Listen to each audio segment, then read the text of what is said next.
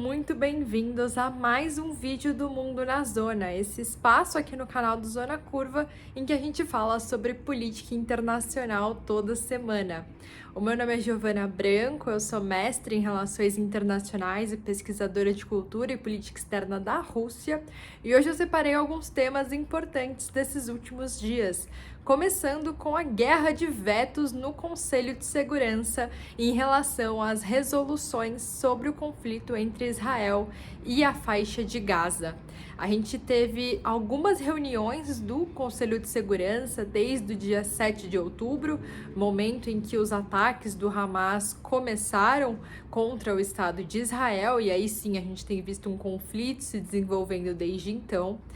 Embora esses países do Conselho de Segurança tenham se reunido, até agora nós não tivemos nenhuma resolução aprovada. E cada vez mais fica muito evidente que, além de ser muito difícil negociar sobre esse tema por conta da própria sensibilidade do assunto, por conta de ser um tema realmente que vem de muitos anos, que envolve muitos interesses diferentes, que tem realmente lados muito estabelecidos, para além de tudo isso, a gente ainda tem um conflito entre as grandes potências atualmente, nos mostrando que uma resolução de fato e que seja uma resolução boa, completa e específica fica cada vez mais difícil da gente conseguir atingir. A gente teve primeiro uma proposta de resolução da Rússia, que foi vetada pelos Estados Unidos. Depois nós tivemos uma proposta do Brasil, que ficou muito perto de ser aprovada, teve 12 votos favoráveis dos 15 que ficam ali no Conselho de Segurança, uma abstenção, aliás, 2 abstenções e um veto, que foi o veto dos Estados Unidos. E logo então nós tivemos também a proposta dos Estados Unidos, que tentaram se redimir um pouco com a comunidade internacional e mostrar que estão interessados sim em discutir o assunto, mas que tem um interesse muito claro em manter uma resolução muito pró-Israel. E essa resolução também foi vetada, dessa vez também pela Rússia. Então nós cada vez mais vemos que ali no Conselho de Segurança existe um problema muito grande de diálogo entre duas grandes potências de forma central. Estados Unidos e Rússia não têm mais diálogo. Desde o início da guerra na Ucrânia, em fevereiro do ano passado, essas duas potências se afastaram muito no cenário internacional. E até então isso já era evidente, mas um pouco menos problemático, porque esses países não precisaram resolver em conjunto problemas grandes como o que a gente tem visto agora. Mas desde o dia 7 de outubro desse ano, em que esse conflito passa a existir no Oriente Médio de uma forma muito corriqueira, muito violenta, matando muitos civis e tendo consequências que a gente ainda não consegue realmente medir e imaginar, essas potências deveriam cooperar para realmente atingir alguns objetivos, inclusive objetivos humanitários, que teoricamente são aqueles que guiam as decisões do Conselho de Segurança. Mas a gente tem visto que, na verdade, existe muito mais uma disputa entre grandes potências, uma disputa de interesses e de visões de mundo, e o diálogo vai ficando cada vez mais difícil. Essas tensões para realmente aceitar uma resolução que fale sobre esse conflito no Conselho de Segurança acontecem a partir do momento em que os Estados Unidos querem que realmente tenha um texto pró-Israel e um texto que seja muito claro nesse sentido, realmente quase como se o Conselho de Segurança como um todo assumisse um lado nesse conflito, que não é nem recomendado que isso seja feito, já que a ideia do Conselho de Segurança não é realmente tomar um partido num conflito armado, mas sim de proteger a comunidade internacional, de evitar que os conflitos fiquem cada vez mais longos, mais profundos e mais violentos, e realmente ter algum tipo de atuação no sentido de ajudar os civis que estão fragilizados em meio à violência que acontece em várias regiões do mundo. Mas os Estados Unidos vêm pressionando desde o início para que na resolução do Conselho de Segurança esteja escrito de forma muito evidente que Israel tem todo o direito de se defender contra o grupo Hamas e contra ataques dessa forma. Isso, para algumas potências que também estão no Conselho de Segurança, é visto com muita preocupação, na medida em que esses países entendem que incluir isso na resolução significaria praticamente dar uma carta branca para Israel, permitindo qualquer tipo de atuação violenta desse Estado contra a população palestina, a partir desse direito de defesa que, de fato, ele existe, mas ele não pode ser feito de forma indiscriminada. Israel não pode se defender de um ataque violento utilizando uma violência desproporcional contra a faixa de Gaza, contra os povos palestinos que vivem nessa região. Então, a ideia dos Estados Unidos e a pressão que eles têm feito para incluir essa cláusula na resolução, no fundo, não será aprovada, porque todos os outros países conseguem entender que isso não seria nem benéfico para o conflito. Na verdade, poderia inclusive causar um aumento da violência, na medida em que Israel se sentiria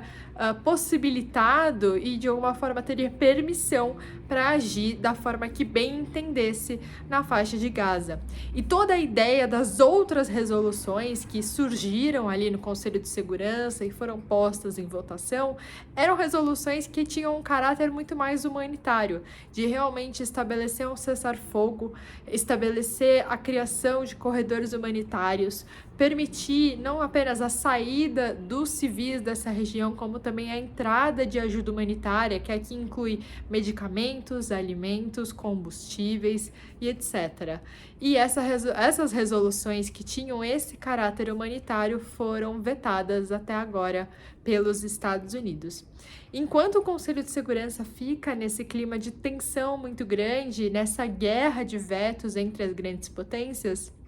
a Assembleia Geral se reuniu na última semana e aprovou uma resolução própria, com ampla maioria. Lembrando que a Assembleia Geral da ONU é o órgão realmente mais democrático da organização, é o órgão em que todos os países têm voz e têm voto de forma igual. Não existe veto na Assembleia Geral, não existe uma hierarquia clara na Assembleia Geral, assim como ela existe no Conselho de Segurança. E na Assembleia Geral foi aprovada uma resolução que indica a necessidade de um cessar-fogo, da retirada de civis e da entrada de ajuda humanitária. Embora essa resolução aprovada na Assembleia Geral seja extremamente importante, na medida em que mostra o tom internacional em relação a esse conflito, qual que é a tendência de olhar para aquilo e ver quais são as necessidades políticas, econômicas e sociais desse conflito,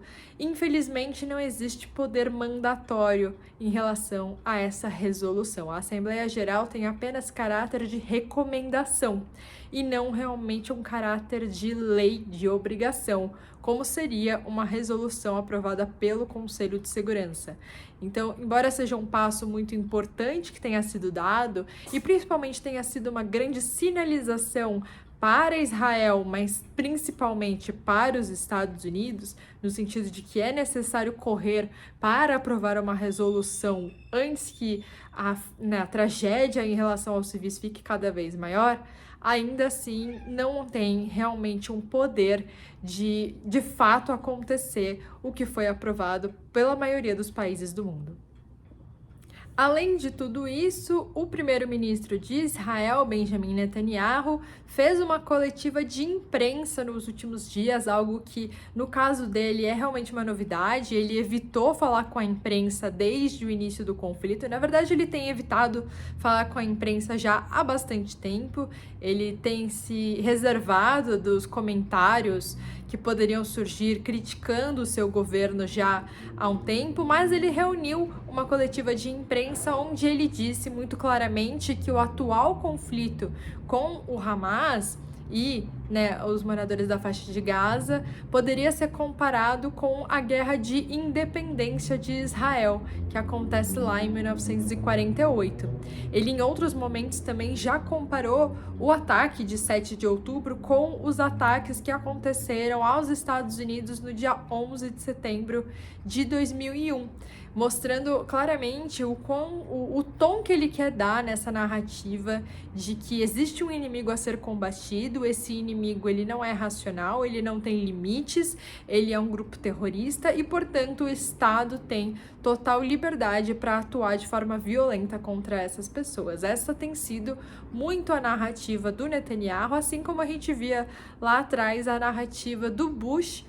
depois do ataque do 11 de setembro, realmente com aquela ideia de guerra ao terror. O que a gente tem visto agora sendo praticado pelo governo israelense é também uma forma de guerra ao terror. E nos mostra que se há uma guerra ao terror e se o inimigo, portanto, deve ser combatido a qualquer custo, então um cessar-fogo, uma ajuda humanitária, a retirada de civis ou uma trégua que seja, não é possível. E é exatamente isso que a gente tem visto também na prática. Então, nos últimos dias, Israel vem dando início à sua incursão na faixa de Gaza de uma forma mais intensa. Já vinha, mostrando esses sinais de que havia um objetivo de invadir a faixa de Gaza há algum tempo.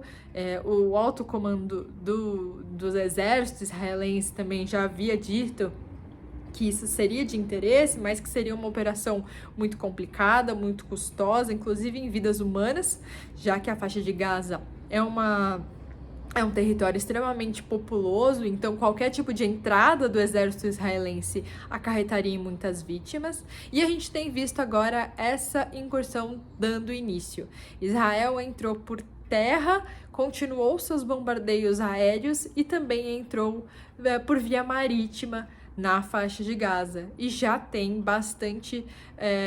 muitos relatos de civis mortos nessa região. Inclusive, uma das principais rodovias que ligam a cidade de Gaza ao sul da faixa de Gaza é realmente a principal rota de fuga dos civis que estão nessa cidade desde o início do conflito, foi avistada com tanques israelenses nela. O que é muito preocupante, porque nos mostra que mesmo que os civis decidam sair da cidade de Gaza, como foi solicitado por Israel desde o início, agora essa rota de fuga fica muito prejudicada na medida em que esses civis poderiam dar de cara com o exército israelense e até mesmo serem atacados, ou confundidos com integrantes do Hamas. Então a gente tem visto que, embora tudo isso venha acontecendo na ONU, essa tensão no Conselho de Segurança, a aprovação na Assembleia Geral, os vários discursos que vêm sendo repetidos na ONU sobre esse conflito, o próprio secretário-geral da ONU, Antônio Guterres, muito envolvido, criticando muito os atuais acontecimentos, na prática a gente vê que Israel vem fortalecendo seu ataque e fazendo cada vez mais participações e incursões na faixa de Gaza, o que gera, consequentemente, mais vítimas civis a cada dia. Associado a esse conflito no Oriente Médio, nós temos visto em vários países do mundo a emergência de episódios de antissemitismo e também de islamofobia. Então, várias manifestações absolutamente contrárias às religiões presentes ali nesse conflito. Nós vimos também alguns episódios terroristas em países europeus, eu já comentei sobre isso em vídeos anteriores. E nesses últimos dias rodou a internet um conjunto de imagens mostrando um ataque que aconteceu no Daguestão, que é uma das repúblicas muçulmanas da Rússia. A Rússia, lembrando que é um país extremamente amplo, dividido em várias repúblicas que têm algum tipo de autonomia, e algumas delas são de maioria muçulmana, que é o caso da República do Daguestão. E nessa república aconteceram nesses últimos dias alguns ataques no aeroporto da principal cidade da República do Daguestão, que é justamente o meio do caminho de Tel Aviv até Moscou. Muitas pessoas que saem de Tel Aviv, ao invés de irem direto para Moscou, acabam parando no Daguestão, inclusive por uma questão de valor mesmo, Os voos comerciais para o Daguestão são mais baratos do que os voos diretos para Moscou, saindo de Tel Aviv. Lembrando aqui que a maioria dos países do mundo cortou esse tipo de relação com a Rússia desde o início do conflito, mas Israel mantém tendo os seus voos diretos em relação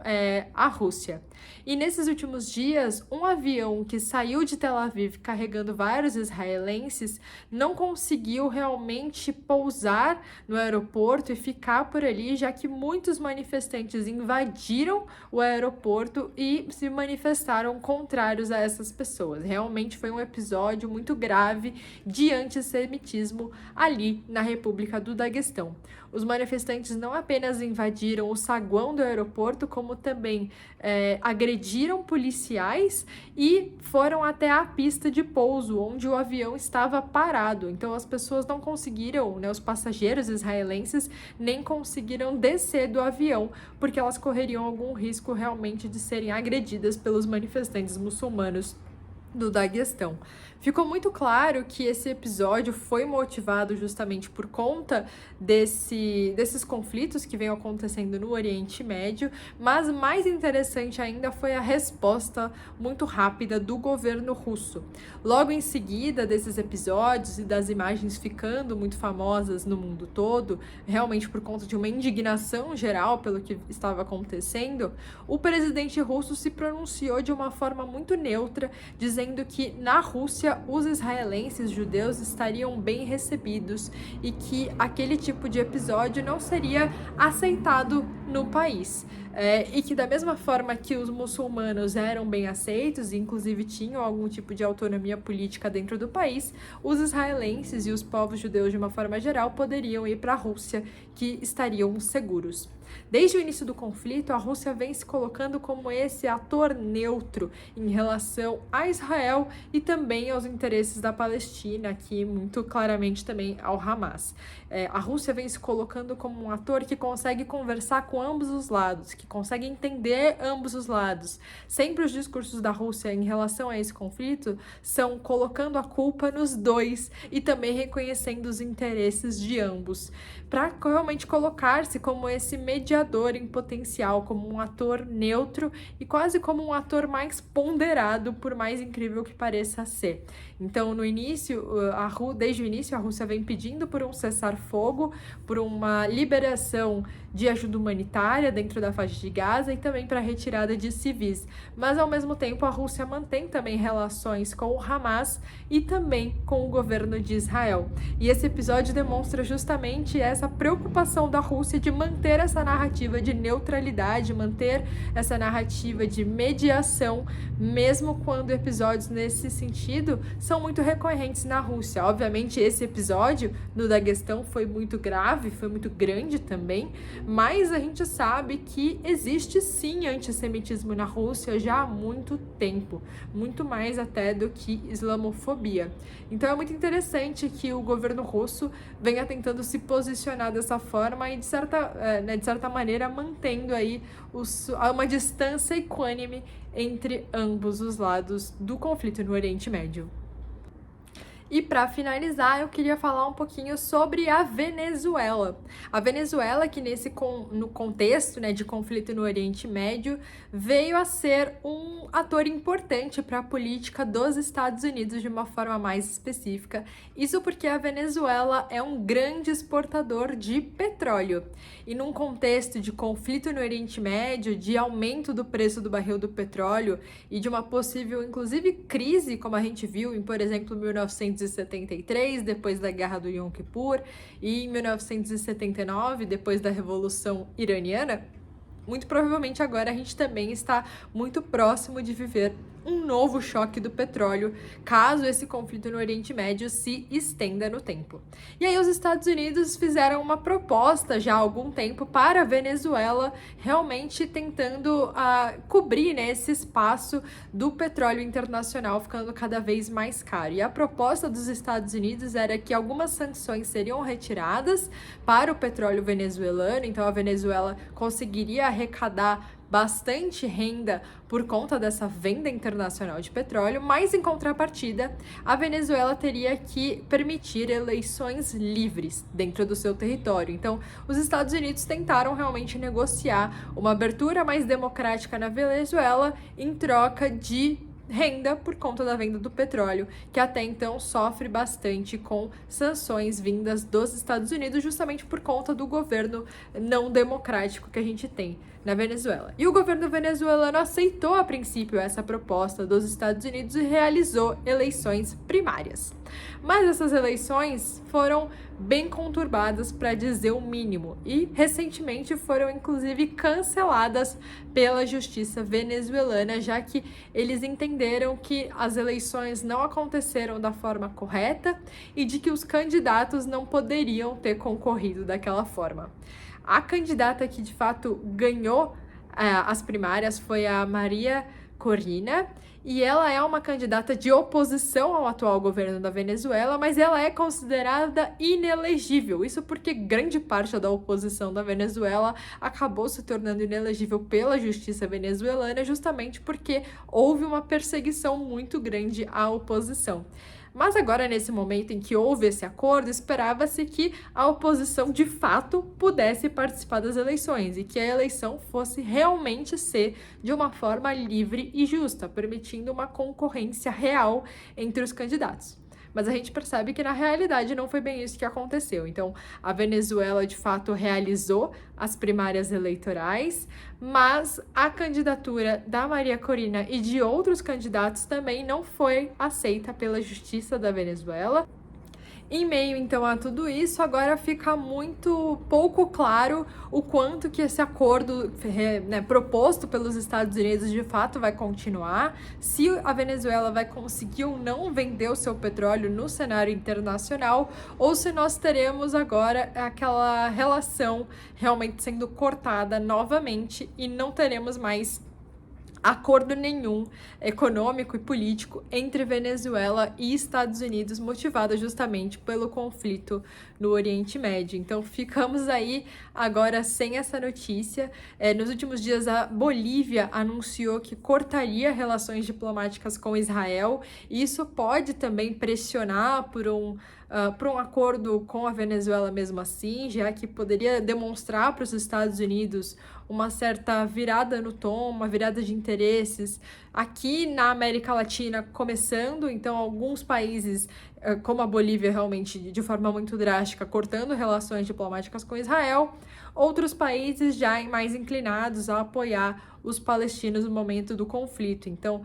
pode ser sim que os Estados Unidos decidam manter o acordo, mesmo a Venezuela não tendo cumprido a sua parte, justamente nessa tentativa de juntar novos aliados em torno dessa causa. Lembrando que, como eu comentei no primeiro assunto de hoje, os Estados Unidos estão ficando um pouco isolados no sistema internacional, nessa tentativa de apoiar Israel de uma forma muito ferrenha. Então, nas grandes votações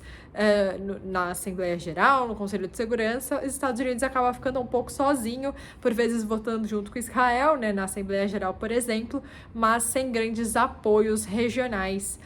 para ter realmente essas conclusões, essas resoluções que sejam muito pró-Israel. Então, por isso, por hoje é isso. Eu espero que vocês tenham gostado do vídeo. Se vocês tiverem qualquer dúvida sobre os assuntos que eu falei aqui, deixem nos comentários. E também, se vocês tiverem sugestões para a próxima semana, me digam por aqui. Muito obrigada e até o próximo vídeo.